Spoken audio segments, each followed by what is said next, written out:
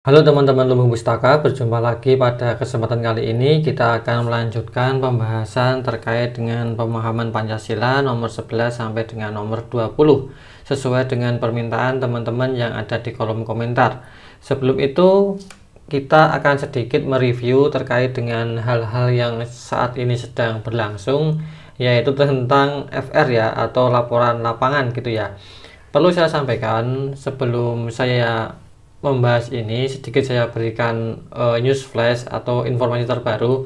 Kemarin saya sempat meminta ini ya di status WA, dan akhirnya teman-teman banyak sekali yang mengirimi saya, dan setelah saya cermati itu sepertinya ada hal-hal yang agak-agak kurang pas gitu ya teman-teman.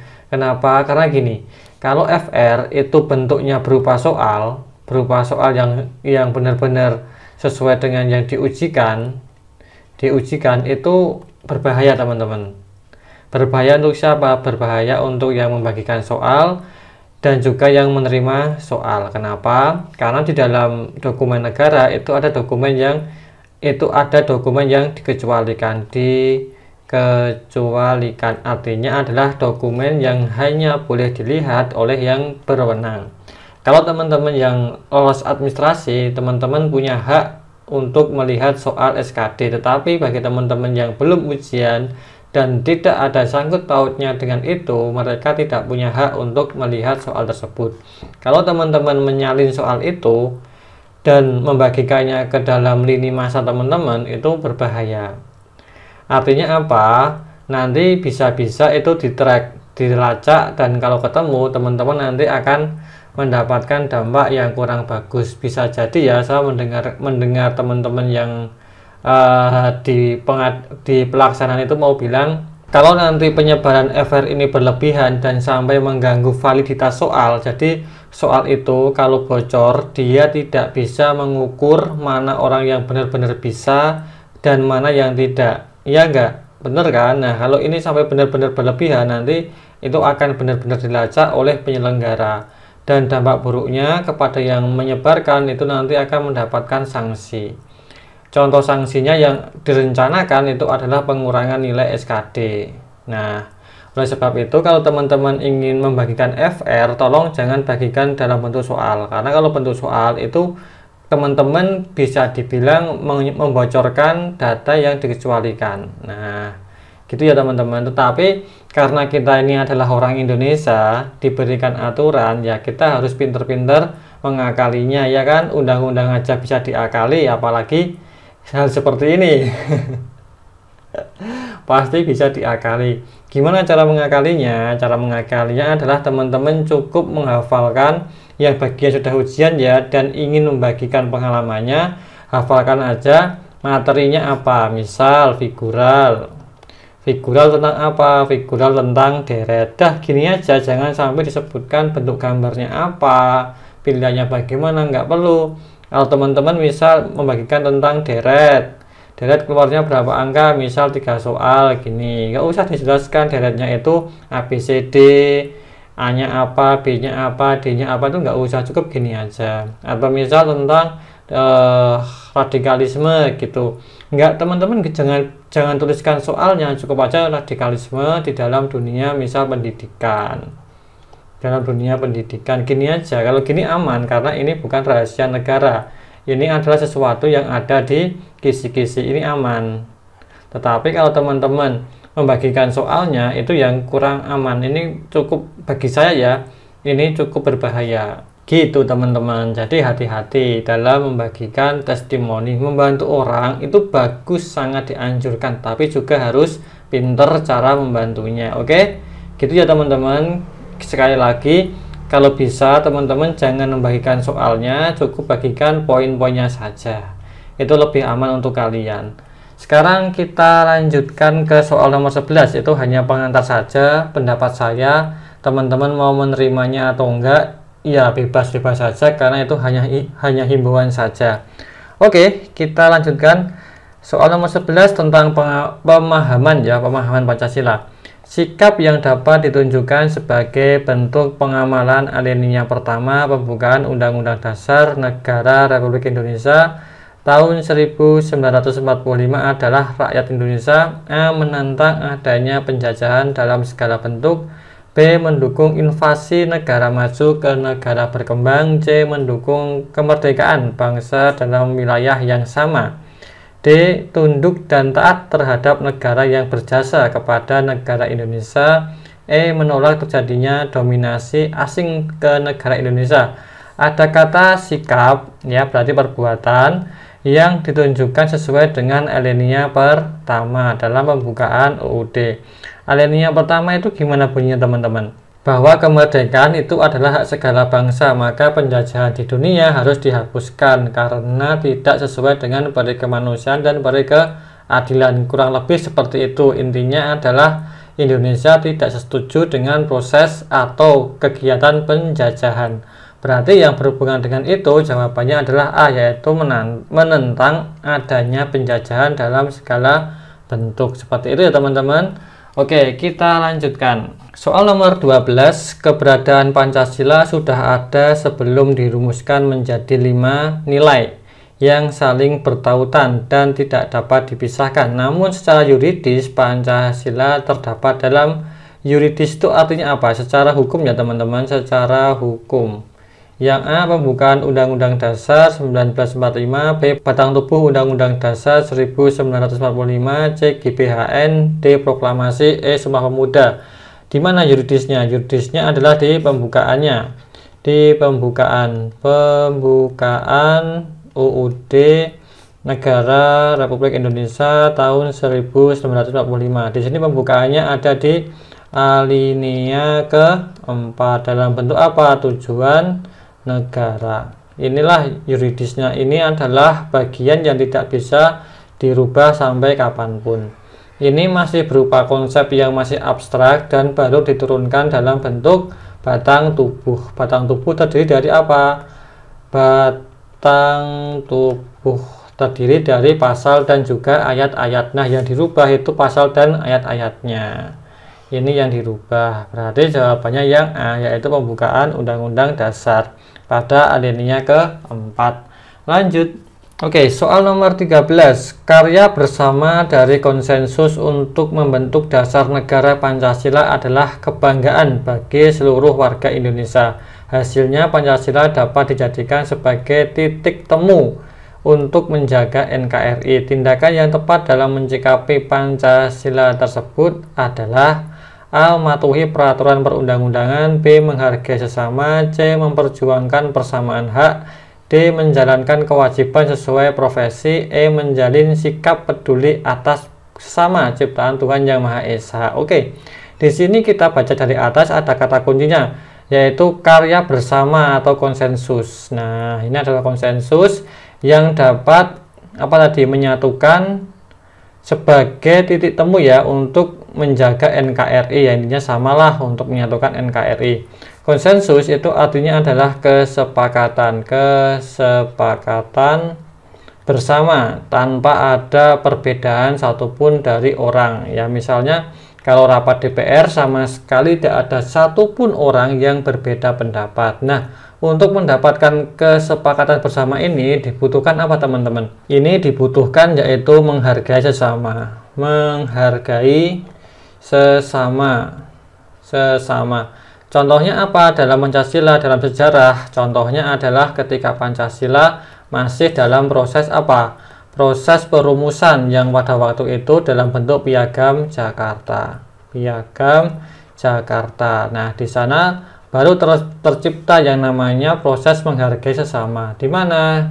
Jelas di sila pertama. Di sila pertama itu ada 7 kata. Itu yang awalnya ada kata-kata bagi yang beragama Islam diwajibkan untuk menjalankan syariat-syariatnya. Karena pada waktu itu yang merumuskan memang kebanyakan adalah tokoh-tokoh Islam.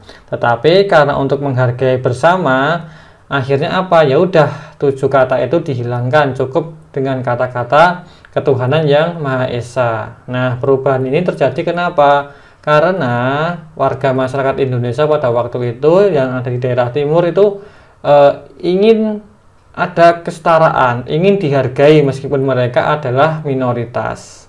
minoritas, tapi tetap ingin dihargai karena kita sama-sama warga Indonesia. Ya udah, akhirnya diganti demi persamaan, sehingga intinya konsensus ini dapat diraih dengan cara menghargai sesama. Kita juga dapat menyimpulkan bahwa ketika di sidang DPR terjadi banyak perdebatan, artinya mereka tidak bisa menghargai sesama. Mereka mendengarkan, ya bukan untuk paham, tapi hanya untuk mencari cara untuk membalas omongan yang lainnya. Nah, seperti itu teman-teman. Oke, kita lanjutkan. Soal nomor 14. Salah satu kebijakan daerah yang memberikan keistimewaan terhadap daerah tertentu merupakan implementasi nilai Pancasila yang merujuk pada sila A pertama, B kedua, C ketiga, D keempat, E kelima. Ada kata memberikan keistimewaan terhadap daerah tertentu. Contohnya daerah mana saja teman-teman yang diistimewakan? Ada daerah istimewa Yogyakarta, ada daerah istimewa Aceh ya, ada daerah khusus ibu kota Jakarta, DKI Jakarta.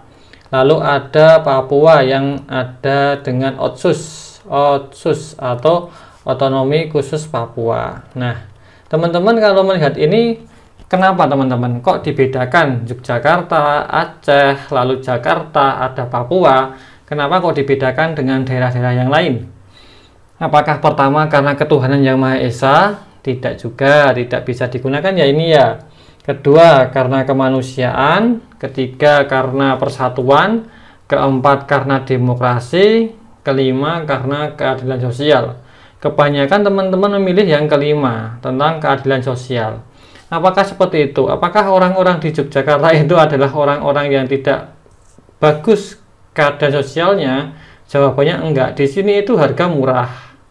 Harga apa murah? Berarti kan sosialnya bagus. Apakah di Jakarta yang ibu kota juga sama? Keadilan sosialnya bagus, pendidikannya rendah, tidak ada makanan yang cukup, dan macam-macamnya? Enggak juga ya. Kenapa? Berarti kelima enggak ada. Keadilan sosialnya enggak bisa dimasukkan. Keempat, demokrasi. Apa iya? Kalau demokrasi kan bentuknya dalam otonomi daerah secara umum ya. Kalau kedua, kemanusiaan jelas tidak masuk. Ini jawabannya yang tepat berarti yang ketiga, yaitu untuk persatuan. Kenapa kok persatuan seperti ini bentuknya? Persatuan memang bentuknya berupa otonomi daerah. Nah, ini teman-teman harus tahu ya. Otonomi daerah ini adalah bentuk persatuan Indonesia. Kok bisa? Karena kita harus melihat sejarah. Dulu ketika masih Orde Lama dan Orde Baru, kita belum mengenal otonomi daerah yang bagus. Semuanya terpusat di Jakarta. Akhirnya apa? Akhirnya daerah-daerah itu merasa tidak digunakan. Ya misal kayak Jakarta itu ketua kelompoknya, lalu daerah yang lain adalah anggotanya. Semuanya itu dikerjakan oleh ketua kelompoknya, keputusan oleh ketua kelompoknya, kebijakan oleh ketua kelompoknya, anggota cuma nerima-nerima saja. Kan akhirnya kan anggota merasa tidak dilibatkan, sehingga mereka ingin memisahkan diri. Begitupun dengan negara, ketika dulu semua dipegang oleh ibu kota, daerah-daerah itu merasa tidak dilibatkan. Mereka hanya menerima, dan juga disuruh store dan store. Akhirnya banyak sekali daerah-daerah yang bergejolak. Dan dari situ baru ada tuntutan reformasi. Nah, itu ketika 1998. Salah satunya adalah meminta apa? Meminta adanya otonomi daerah. Otonomi daerah itu berupa apa? Ya, berupa salah satunya yang paling penting adalah pelimpahan power atau pelimpahan kekuatan dari pusat ke daerah. Nah, sekarang alhamdulillahnya hampir semua daerah itu mendapatkan otonomi daerah yang bagus.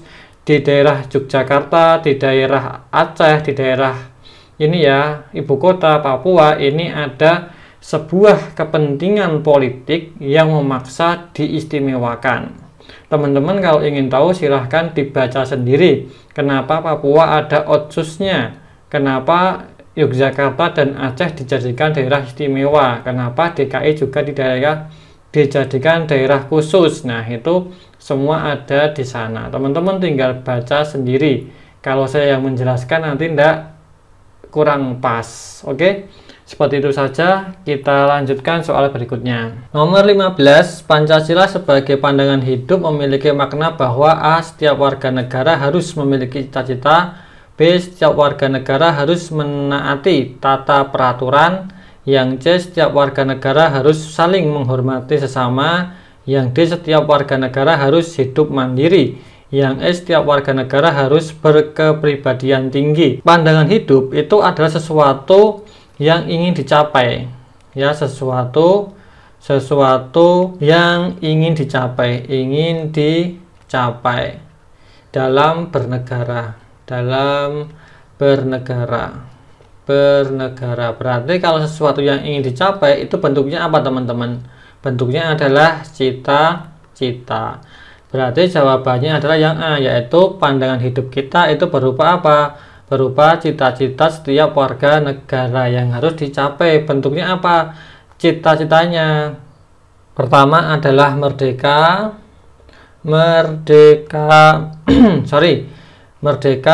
lalu bersatu, berdaulat, adil dan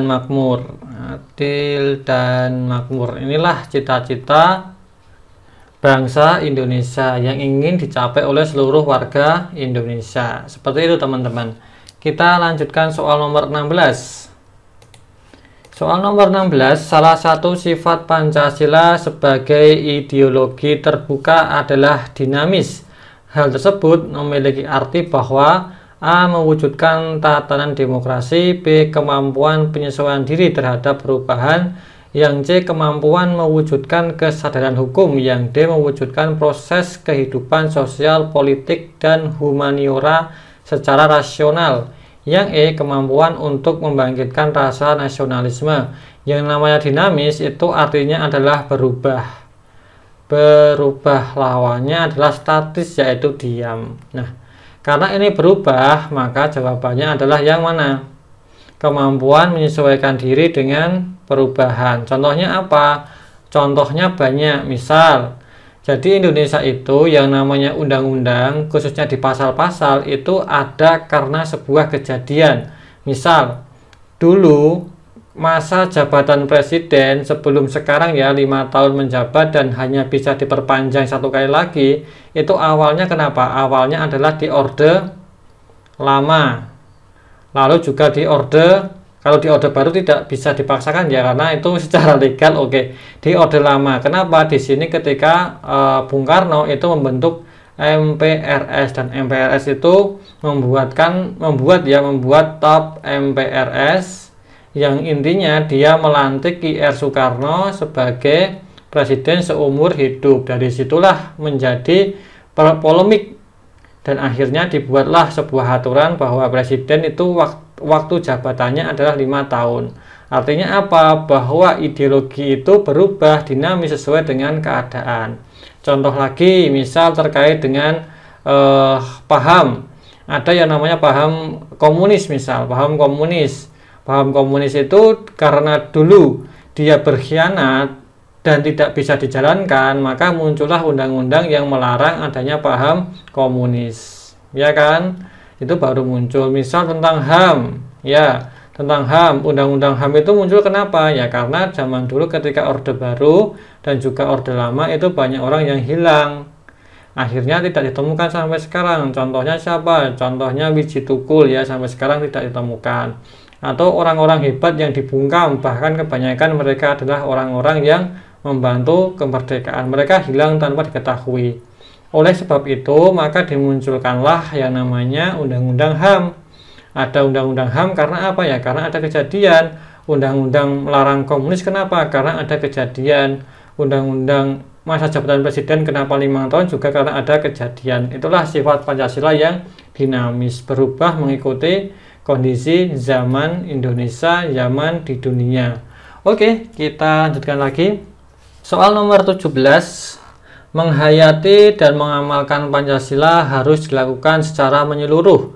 Pangkal tolak penghayatan dan pengamalan Pancasila adalah A. Keamanan atas jaminan kehidupan yang layak, B. Ketertiban sosial, D. Kemampuan dan kemauan mengendalikan sosial, D. Kemampuan dan kemauan masyarakat Indonesia dalam mengendalikan diri.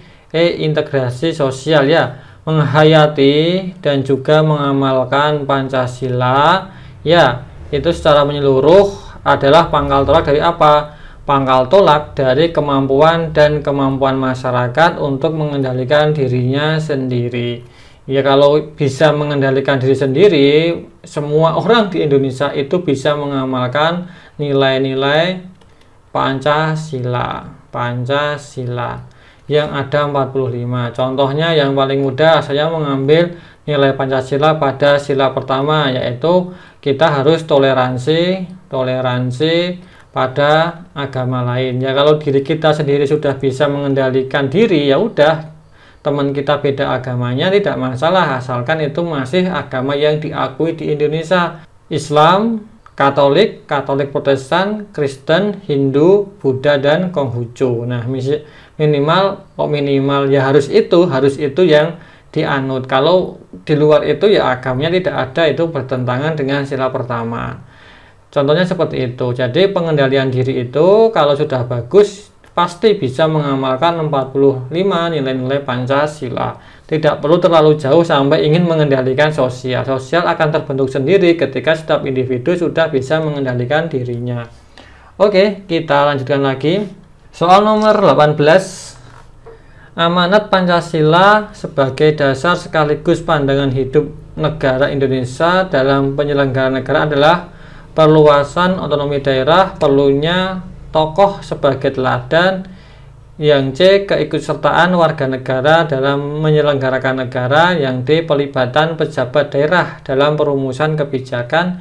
Yang E. Transparansi birokrasi. Nah, di sini ada kata amanat Pancasila sebagai apa? Dasar pandangan hidup negara Indonesia dalam penyelenggaraan negara. Dalam penyelenggaraan negara itu sudah jelas di Undang-Undang nomor berapa? Undang-Undang Dasar 1945, yaitu di pasal 1 ayat 2 bahwa kekuasaan tertinggi itu ada di tangan rakyat. Sehingga jawabannya adalah yang C. Keikutsertaan warga negara dalam penyelenggaraan negara. Dalam bentuk apa? Ini dalam bentuk MPR. Ya, MPR ini adalah representasi atau perwakilan dari rakyat. Mereka lah yang melantik presiden, memberhentikan presiden. Dan MPR ini terdiri dari apa? Dari DPR, dari DPD. Nah, seperti ini. Atau perwakilan daerah, perwakilan apa itu? Perwakilan kelompok apa gitu yang juga ada dulu. Tapi nggak tahu sekarang ada nggak ya gitu-gitu. Oke, seperti itu. Inilah perwakilan dari rakyat. Kita lanjutkan ke soal nomor 19. Oke, soal 19 dan soal nomor 20 saya jadikan satu karena mudah. Salah satu fungsi Pancasila sebagai penyaring budaya asing adalah Pancasila sebagai A. Dasar negara, B. Pandangan hidup, C. Ideologi, D. Filsafat hidup, E. Kepribadian bangsa. Ini jelas jawabannya yang E. Kepribadian bangsa Indonesia yang menjadikan penyaringnya. Jadi pribadi Pancasila itu apa saja? Ya sudah, ada banyak-banyak, ada sangat banyak, dan semuanya sesuai dengan Pancasila. Misal adalah percaya Tuhan, percaya adanya Tuhan. Maka ketika ada paham yang mengajarkan bahwa Tuhan itu tidak ada, maka Pancasila berguna untuk menyaringnya. Oh, berarti ideologi itu kurang tepat, misal begitu. Oke, atau mungkin gini, ada paham yang lain, yaitu paham liberalisme yang berlebihan. Contohnya apa? Bahwa hak pribadi tidak boleh diganggu-gugat. Sehingga misal saya tidak mau bela negara, maka negara tidak boleh memaksa. Itu tentu saja bertentangan dengan sila ketiga, di mana kita harus punya jiwa patriotisme. Nah, itulah yang menyaringnya. Sehingga pribadi bangsa itu sangat penting untuk menyaring budaya-budaya asing yang tidak sesuai dengan kebutuhan kita sebagai warga Indonesia. Terakhir, soal nomor 20, Pancasila sebagai alat untuk mengatur berkehidupan berbangsa dan bernegara sesuai dengan peraturan yang berlaku merupakan fungsi Pancasila sebagai A. Ideologi, B. B. Dasar negara. C. Pandangan hidup. D. Landasan filosofis. E. Ideologi terbuka. Jawabannya yang mana teman-teman? Kalau ideologi kan jelas tidak mungkin karena ini sifatnya filosofis. Dasar negara juga masih filosofis. Landasan filosofis juga sangat filosofis, tidak mungkin teknis sebagai ini ya teman-teman. Fungsi Pancasila sebagai pengatur tuh terlalu jauh. Ideologi juga filosofis sekali. Maka jawabannya adalah pandangan hidup. Karena pandangan hidup itu intinya adalah mengajak warga negara untuk taat pada aturan. Gitu. Kalau taat pada aturan kok landasannya ideologi yang sangat filosofis, dasar negara yang filosofis, landasan filosofis, ideologi terbuka, itu nanti multi tafsir. Maka butuh pandangan hidup yang lebih konkret, lebih jelas dan padat seperti itu. Oke, gitu aja untuk materi kali ini. Nanti filenya teman-teman bisa download di video sebelumnya, itu ada linknya di deskripsi, ada Google Drive-nya, silahkan di download di situ. Di sini mungkin nanti di deskripsi juga saya berikan linknya biar teman-teman mudah downloadnya. Oke, sampai jumpa lagi teman-teman, see you.